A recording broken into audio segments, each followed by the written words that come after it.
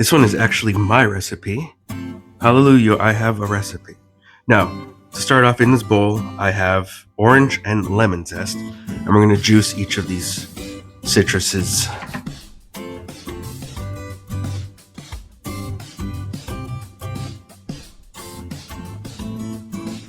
And half an orange. Now we're going to add a little bit of honey. Not too much honey because there's a lot of sweetness already from the citruses. Some salt.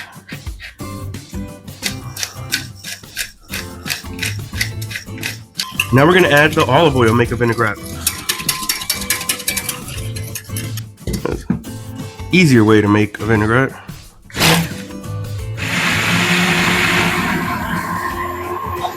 Alright, let's try it.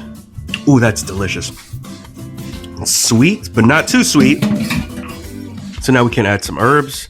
I like to add parsley and some chiffonade mint.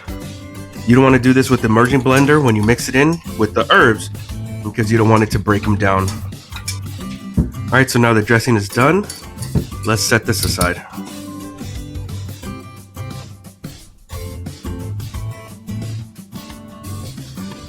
Alright, so I'm going to do this on a plastic cutting board because you do not want to stain my wooden one. But they're already done. Roasted. You gotta be very careful with this because this will stain everything. But now the skin literally just comes off. If you want, you can do this under cold running water. This will literally stain anything you touch, so be very, very careful. Now I got my bowl ready, and I'm going to chop these up into small cubes.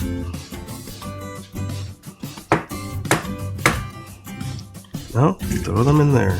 Same process. If you want, you can cut a little bit off of this. The bottom, probably burned. Take off the knob as well.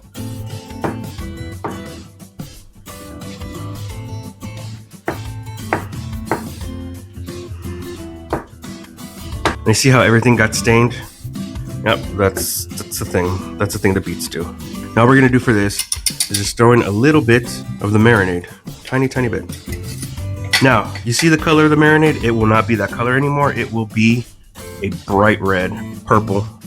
Mix it, mix it, mix it. Now before serving, you wanna let this rest. Let's say a good 30 minutes in the fridge. I've let this rest for about 30 minutes. Let's just have a little taste. Yeah, I'm gonna add a little salt.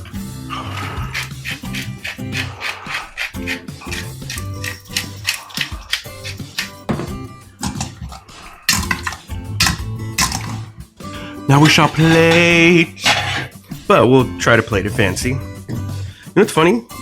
Culinary school, whatever, worked at fine dining, all that stuff. I'm not the best at plating. I think it just has a little bit to do with my impatience.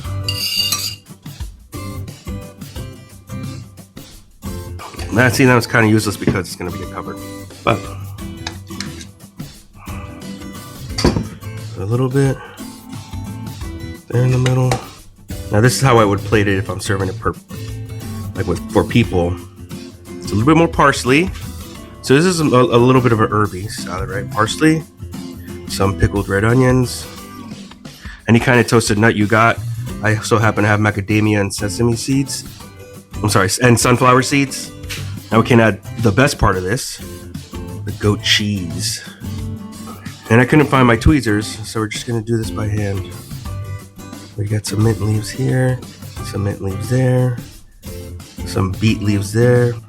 And that is a simple beet and goat cheese salad, like most things with this and with this. If you let it sit or put it in the fridge for a little bit, it's gonna taste a lot better.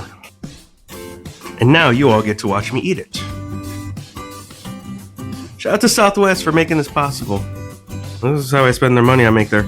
Yeah, if you ever decide to serve meals, I got you. I can shoot you guys some test meals or whatever.